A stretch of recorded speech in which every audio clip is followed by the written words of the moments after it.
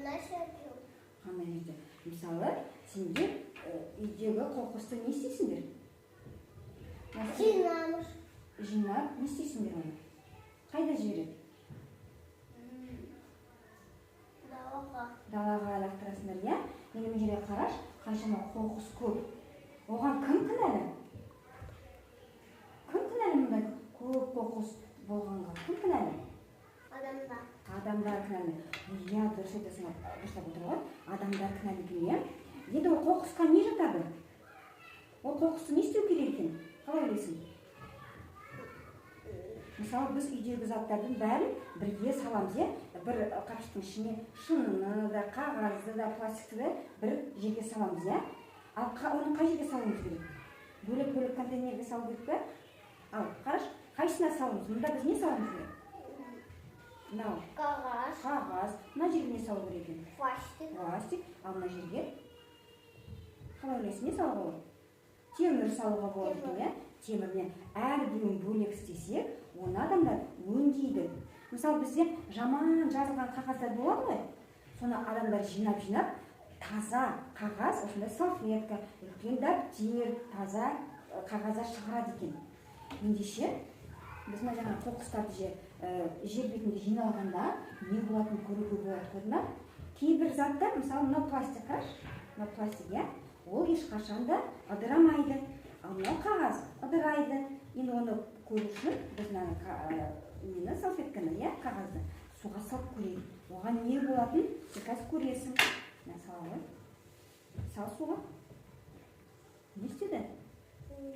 Су болды, иә? Ал мына пластик салып қой. Ал енді қазір осы екеуін біз алып көрейік, қандай болды екен.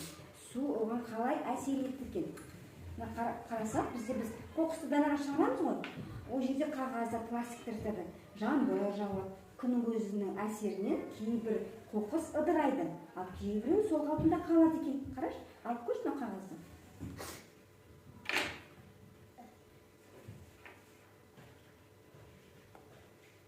Көрдің бе?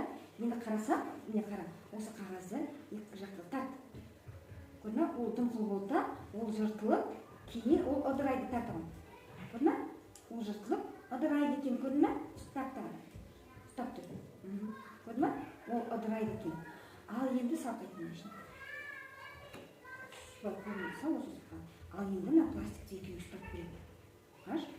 Пластик. Көрдің бе? Ол қандай болып тұр? Сол қалпын шарт тұр, иә? Ыдырамайды екен. Көрдің бе?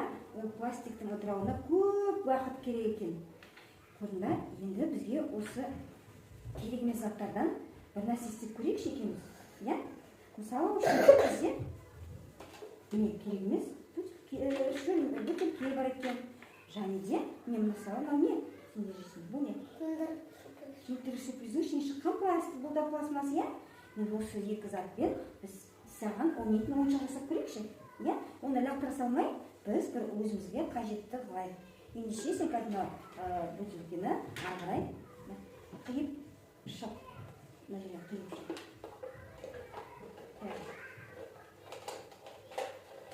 Жарайсың. Бізге мына бөлшегі керек, мынау керек емес. Мынау жағын біз ыдыс істеуге болады екен, көрдің бе? Карандаштар салып қоятын. Ендеше бізге мына киндер сюрприз керек және жіп керек екен. Қане керек мөлшері.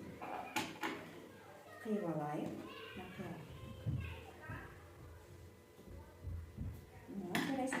Ал енді қалай осыдан ойыншық істейді көрейік. Қалай істейді? Ойыншық істейші?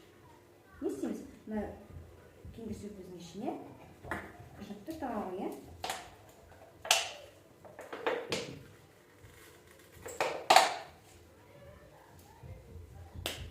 Жарайсың. Ал мына шетіміз, мына бөтелкенің мойнына байлаймыз. Не бастайсың, ба? Көрдің? Осылай ұстап алады екенсің. Тағы қазір көрсем бар. Лақтырасың, ұстап алады екенсің. Апа, мен ойын. Мына өзі ұстап, лақтырасың да? Тағы да? Көрдің бе? Мынау кейбір қалдық заттардан екінші өмір сыйлауға болады екен, көрдің бе? Әртүрлі ойыншық болсын, ыдыс болсын.